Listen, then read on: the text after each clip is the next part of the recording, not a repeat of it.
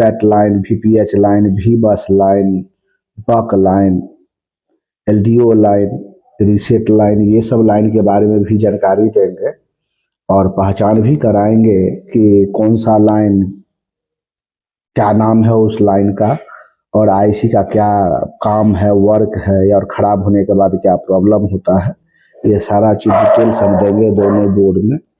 तो और IC का पहचान भी कराएंगे कि बहुत आदमी क्या करते हैं कि लाइट IC का पहचान नहीं कर पाते हैं, या PMIC या PMI IC, 4G IC, 2G 3G IC ये सब नहीं जान पाते हैं या खोज पाते हैं, तो उसके लिए फुल डिटेल्स देंगे।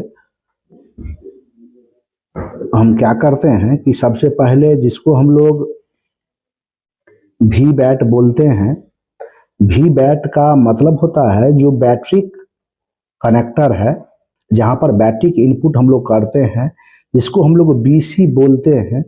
और BC से लेकर के और एक PMI IC या BQ IC या चार्जिंग IC या फ्यूल गेज IC तक ये डायरेक्ट रूप से जुड़ा होता है इसका VBAT लाइन।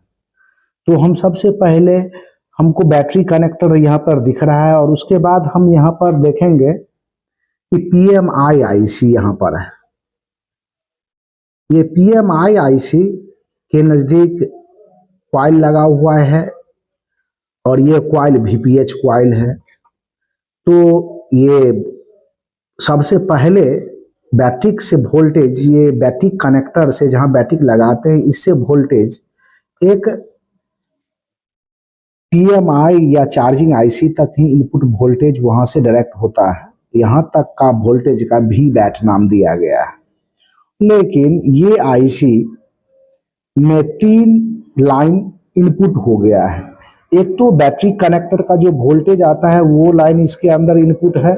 दूसरा, चार्जिंग जब हम लोग लगाते हैं तो चार्जिंग का जो लाइन है 5 वोल्ट की सप्लाई सेकेंडरी बोर्ड से बोर्ड टू बोर्ड कनेक्टर और पता के थ्रू बैटरी तक बैटरी को चार्ज करने के लिए पहुंचाता है। तो सबसे पहले यहीं पे वोल्टेज आता है 5 वोल्ट के लगभग। तो बैटरी कनेक्टर का वोल्टेज भी यहाँ तक इनपुट है और चार्जिंग कनेक्टर का भी वोल्टेज यहाँ तक 5 वोल्ट इनपुट है।